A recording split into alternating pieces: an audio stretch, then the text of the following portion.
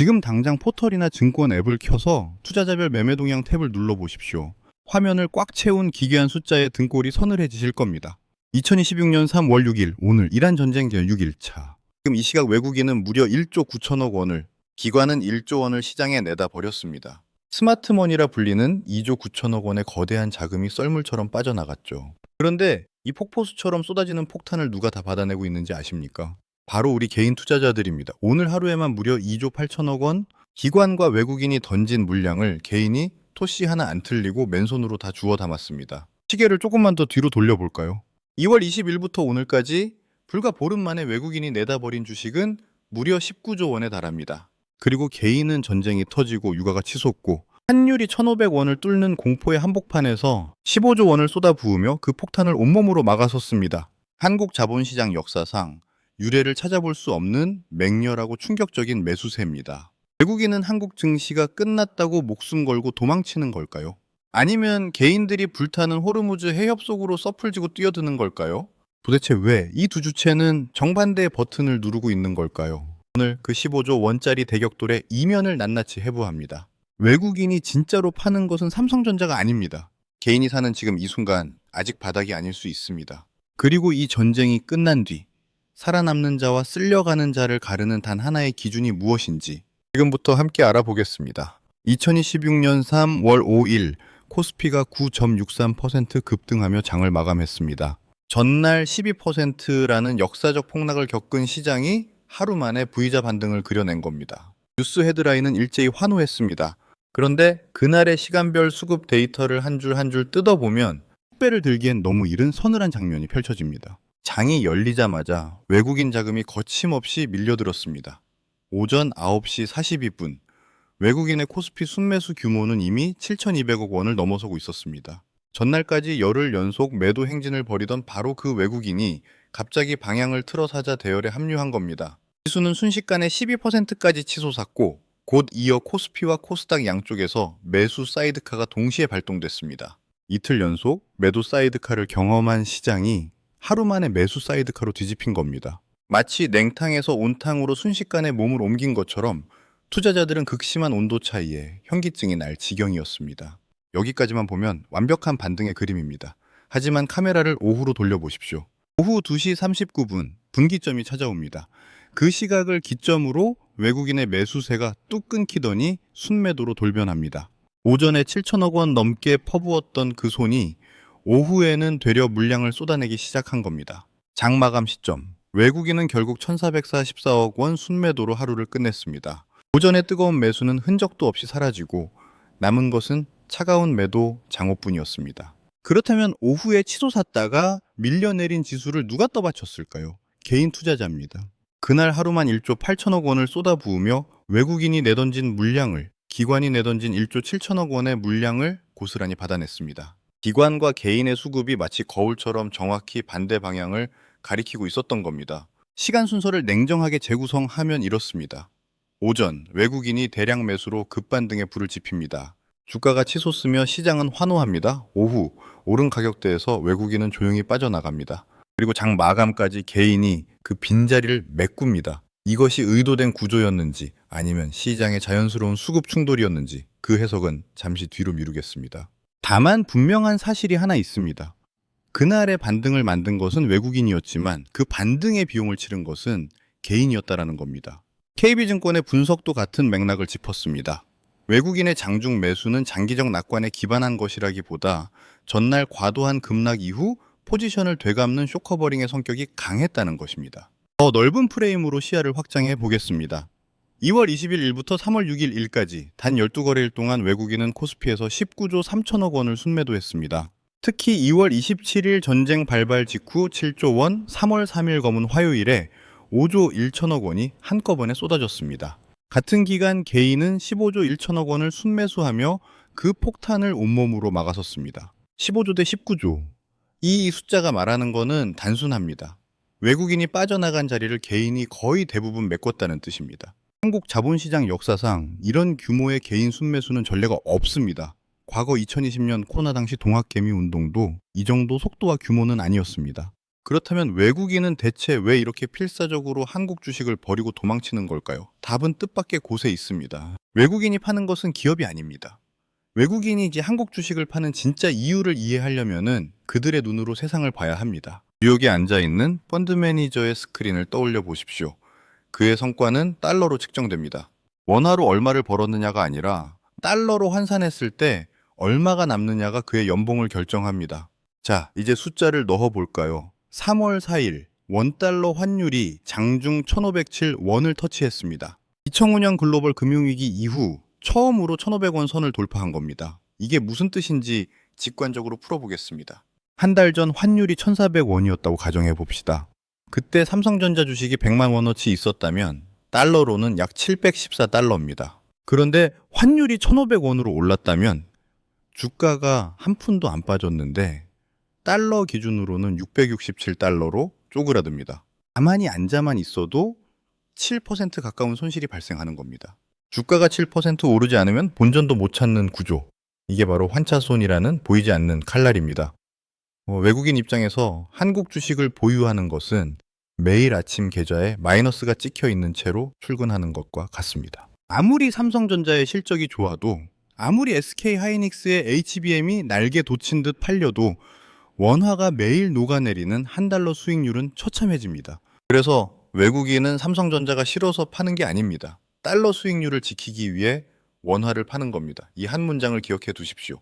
외국인은 한국 기업의 펀더멘털을 파는 것이 아니라 달러 수익률을 지키기 위해 원화 자산을 파는 것입니다.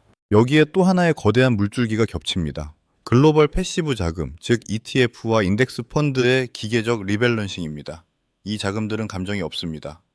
아시아 비중을 정해놓고 그 비중에서 벗어나면 기계적으로 사고팝니다. 올해 한국 증시는 연초부터 48%나 올랐습니다. 세계 수익률 1위. 같은 기간 중국은 4%, 독일은 3%, 미국은 마이너스 2%에 그쳤습니다. 일본이 16% 정도 올랐으니 한국은 일본의 3배를 올린 셈입니다. 이게 무슨 문제를 만드는지 아시겠습니까? 한국 증시가 너무 많이 올랐기 때문에 아시아 포트폴리오 안에서 한국의 비중이 비정상적으로 커져버린 겁니다. 패시브 펀드의 알고리즘은 이 초과 비중을 깎아내야 합니다. 가장 황금성이 좋고 가장 많이 오른 시장을 팔아서 덜 오른 대만이나 인도로 비중을 옮기는 겁니다. 감정 없는 기계가 가장 잘 나가던 한국 시장의 살을 깎아내는 수술을 집도하고 있는 겁니다. 이 과정에서 한국에서만 19조 원이 빠져나간 것입니다. 여기서 중요한 포인트가 있습니다. 같은 시기 외국인이 대만 반도체 주식은 오히려 매수했다는 사실입니다. 이건 반도체 산업의 전망을 부정적으로 본 매도가 아니라는 방증입니다. 만약 반도체 자체를 비관적으로 봤다면 대만 TSMC도 같이 팔았어야 합니다. 외국인의 셀코리아는 펀더멘털이 아닌 환율과 포트폴리오 역학이 만들어낸 기계적 이탈입니다. 3월 3일 전쟁 직후 원달러 환율은 전일 대비 26.4 원이 치솟아 1466.1원에 마감했고 그 다음 날에는 장중 1507원까지 폭등했습니다. 전문가들은 전쟁이 장기화될 경우 3월 환율이 1430원에서 1510원 사이에서 요동칠 것으로 전망했습니다. 환율이 하루에 수십 원씩 뛰는 상황에서 달러 기반 투자자에게 한국 주식은 불타는 건물 안에 금고와 같았습니다. 금고 안에 아무리 좋은 것이 들어있어도 일단 밖으로 나가야 살 수 있으니까요.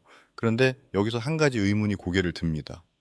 외국인의 매도 이유가 이렇게 명확하다면 도대체 한국의 개인 투자자들은 무슨 깡으로 이 떨어지는 칼날을 맨손으로 15조나 받고 있는 걸까요? 그들은 무모한 것일까요? 아니면 외국인이 놓치고 있는 무언가를 꿰뚫어 보고 있는 걸까요?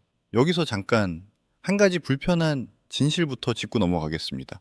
많은 분들이 이렇게 생각하실 겁니다. 개인 투자자들이 또 공포에 질려서 뇌동매매를 하는 거 아니야? 아닙니다. 2026년의 개인은 과거의 개인이 아닙니다. 데이터가 그것을 증명합니다.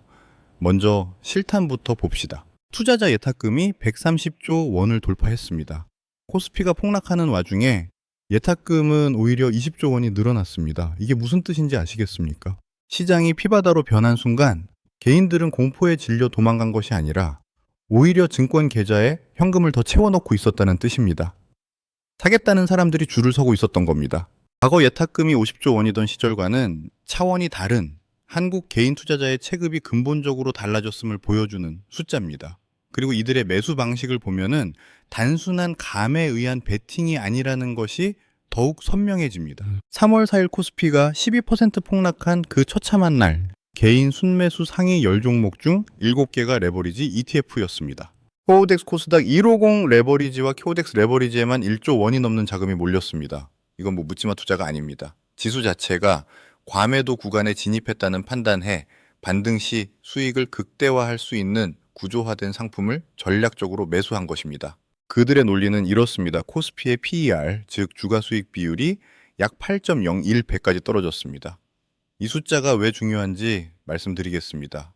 2008년 글로벌 금융위기 당시의 코스피 PER이 8배 아래로 떨어졌을 때 매수한 사람들은 이후 2년 안에 원금의 2배 이상을 벌었습니다. 2020년 코로나 폭락 때도 마찬가지였습니다. PER 8배 부근에서 매수한 사람들은 역사적으로 단 한 번도 손해를 본 적이 없습니다. 이 통계적 사실이 개인 투자자들의 뼛속에 각인되어 있었던 겁니다. 여기에 더해 이들의 자금 구조 자체가 과거와 근본적으로 달라졌습니다.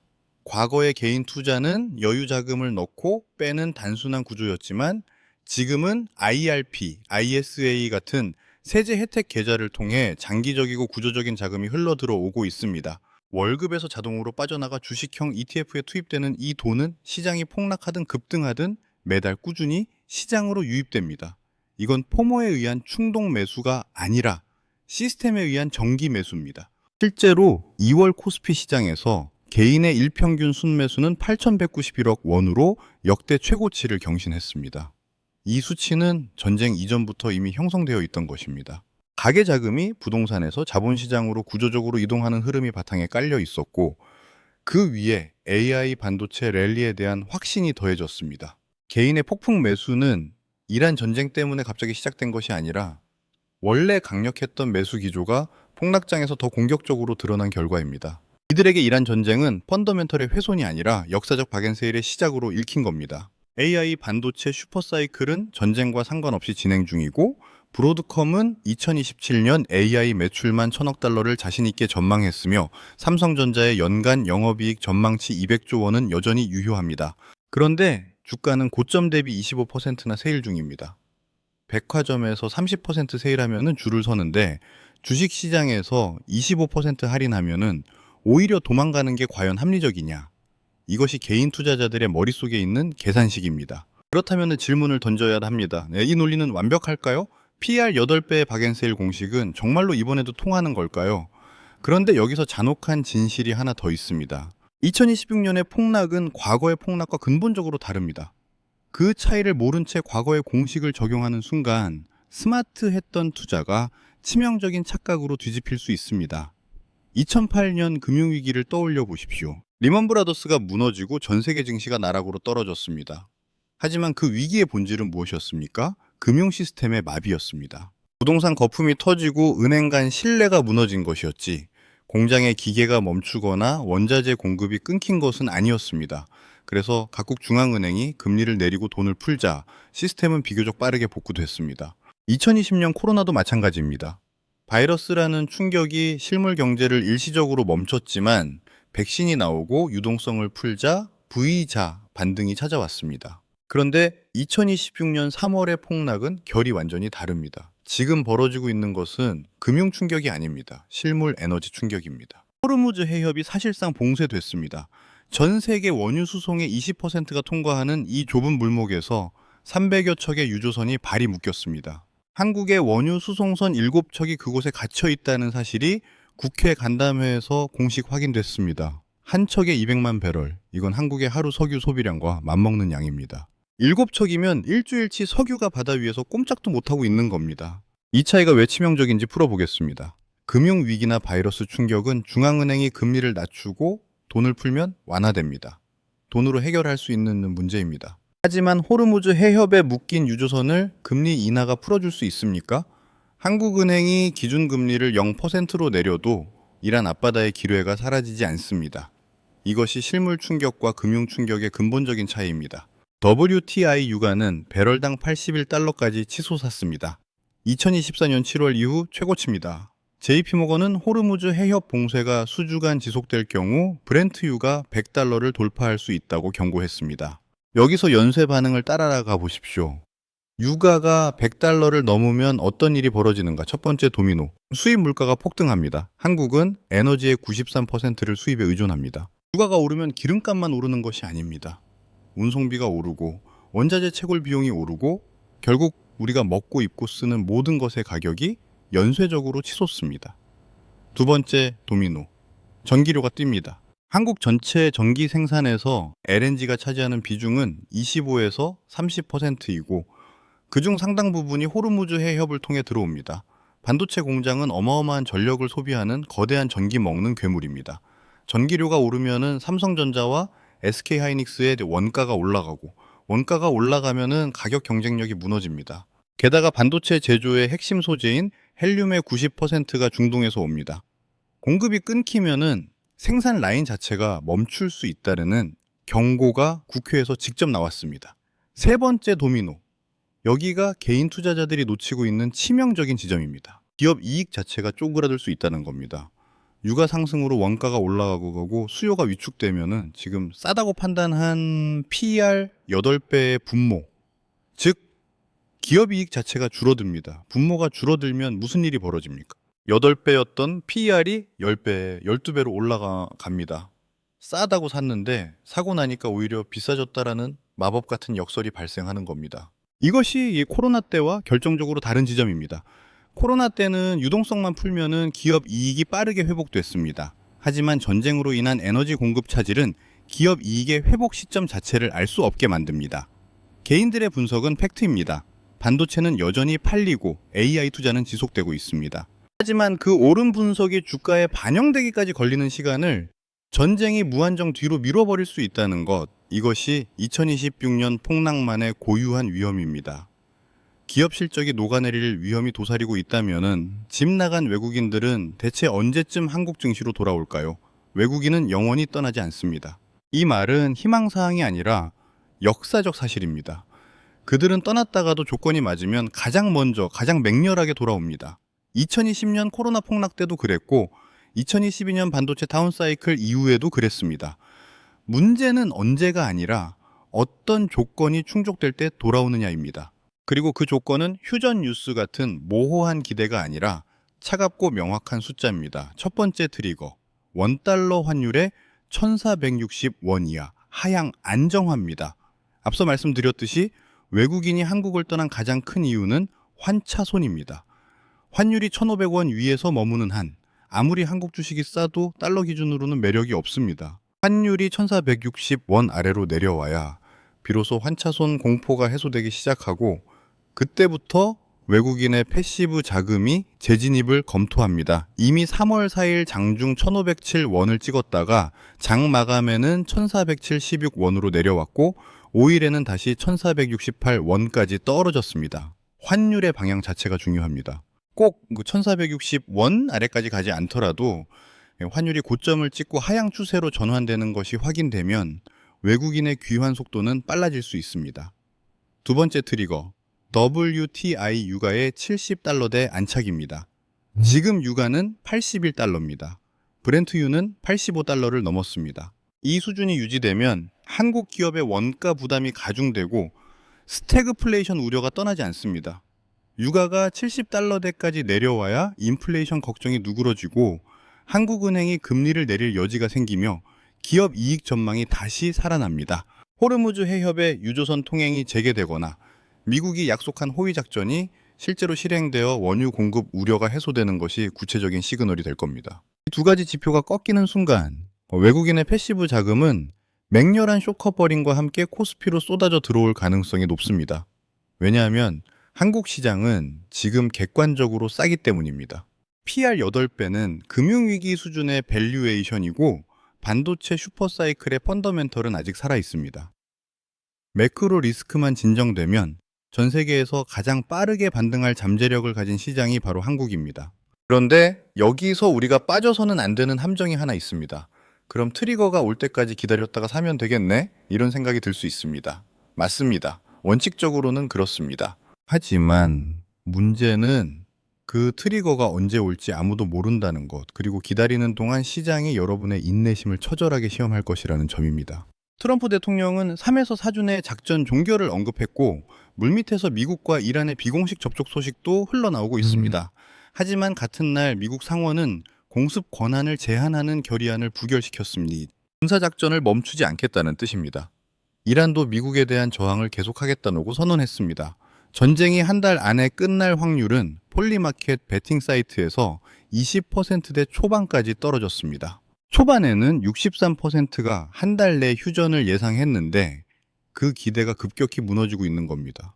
외교적 돌파구가 열릴 수도 있고 추가 확전이 벌어질 수도 있습니다. 걸프만 미군 기지가 피격될 수도 있고 호르무즈 해협에서 대형 유조선이 공격당할 수도 있습니다. 어느 쪽이든 주말 사이에 터질 수 있는 뉴스 하나가 월요일 장을 5%의 갭 상승으로 열 수도 5%의 갭 하락으로 열 수도 있습니다. 이 불확실성의 한복판에서 여러분은 어떤 자세를 취해야 할까요? 맹목적인 낙관도 공포에 찬 비관도 아닌 제3의 길이 있습니다. 지금부터 드리는 말씀이 오늘 영상의 핵심입니다. 한 번만 더 강조하겠습니다. 개인 투자자들의 분석은 틀리지 않았습니다. AI 산업은 여전히 성장하고 있고 한국 반도체 기업들의 경쟁력은 건재합니다. 브로드컴의 1분기 실적은 시장의 우려를 날려버릴 만큼 강력했고 ISM 서비스업 지수에서도 AI 데이터 센터 확장으로 인한 수요가 계속되고 있다는 응답이 나왔습니다. 심지어 메모리가 부족하다는 기업들의 목소리까지 확인됐습니다. 미국 원전 산업도 새 원자로 건설을 위해 활기를 띠고 있다는 신호가 포착됐고 이건 한국의 원전 관련주에도 호재입니다. 펀더멘털은 살아있습니다. 여러분의 분석은 매우 스마트합니다. 하지만 여기서 한 발짝만 더 들어가 보십시오. 여러분의 분석이 완벽하게 맞아도 시장의 시간표와 엇갈리면 계좌는 녹아내립니다. 이것을 풀어보겠습니다. 방향이 옳다고 해서 전투에서 이기는 것은 아닙니다. 올바른 전략이라도 투입 시점이 틀리면 병력만 소모합니다. 지금 시장이 정확히 그 상황입니다. 펀더멘털과 센티멘털의 관계를 이렇게 생각해 보시면 됩니다. 펀더멘털은 목적지이고 센티멘털은 도로 상황입니다. 서울에서 부산까지 가야 한다는 판단은 정확합니다. 하지만 고속도로가 전쟁 때문에 폐쇄되어 있다면 아무리 방향이 맞아도 당장 출발하는 것은 위험합니다. 도로가 열리는 시점을 확인한 뒤 출발해도 부산에는 도착할 수 있습니다. 목적지를 바꿀 필요는 없지만 출발 타이밍은 도로 상황에 맞춰야 합니다. 지금 그 도로를 막고 있는 것이 전쟁이라는 매크로 변수입니다. 전쟁은 기업의 분기, 실적표에는 나타나지 않는, 그러나 주가의 시간표를 완전히 교란시키는 야생의 변수입니다. 러시아 대 우크라이나 전쟁 때도 코스피가 바닥까지 가는데 한두 달이 걸렸고 그 과정에서 20% 가까이 빠졌습니다. 그런데 이번에는 이틀 만에 그 조정을 한꺼번에 해치워 버렸습니다. 속도가 비정상적으로 빠른 만큼 반등의 속도와 방향도 예측하기 어렵습니다. 하루에 12% 폭락했다가 10% 급등하고 다시 다음날 7에서 8% 빠질 수 있는 롤러코스터 장세.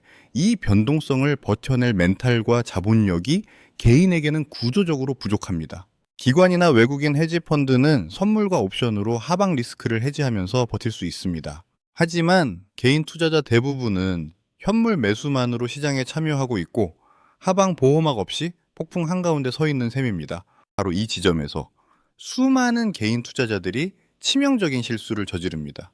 130조 원이라는 막대한 예탁금을 믿고 주가가 떨어질 때마다 기계적으로 물타기를 하는 겁니다. 어차피 오를 기업이니까 쌀 때마다 계속 모아가면 이기는 거 아니야? 평상시라면은 그 말이 맞습니다. 하지만 지금은 전쟁과 유가 폭등이라는 통제 불가능한 매크로 폭탄이 터진 시기입니다. 이런 극단적 변동성 장세에서 끝없는 매수는 치명적인 독이 됩니다. 이른바 실탄소진의 저주입니다. 바닥을 예측하고 내려갈 때마다 돈을 쓰면 어떻게 될까요? 진정한 찐바닥이 오기도 전에 여러분의 계좌에 현금이 말라버립니다. 코스피 5,500이 바닥인 줄 알고 돈을 다 썼는데 전쟁이 확전되어 5,000까지 떨어지면 어떻게 됩니까? 정작 진짜 승부를 걸어야 할 역사적 최저점에서는 구경만 해야 하는 처참한 상황이 벌어집니다. 총알을 다 쏴버린 빈 총으로는 전쟁터에서 살아남을 수 없습니다. 방향이 옳다고 해서 무조건 이기는 것은 아닙니다. 펀더멘털이 전쟁이라는 것이 변수를 이겨내려면 시간이 필요합니다.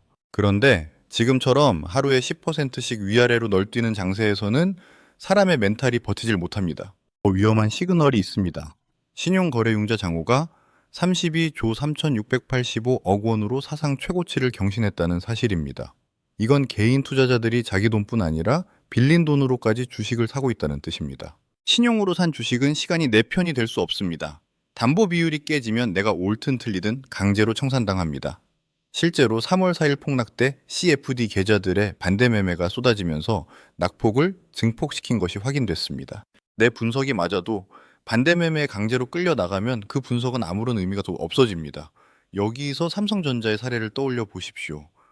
4년 전 10만 원에 삼성전자를 산 사람이 있었습니다. 그 후 주가가 5만 원 아래까지 떨어졌다가 지금 20만 전자가 됐습니다. 10만 원에서 손절하고 5만 원대에서 다시 산 사람은 15만 원의 이익을 냈지만 10만 원에서 버티다가 5만 원까지 물린 사람은 겨우 10만 원의 이익만 냈습니다.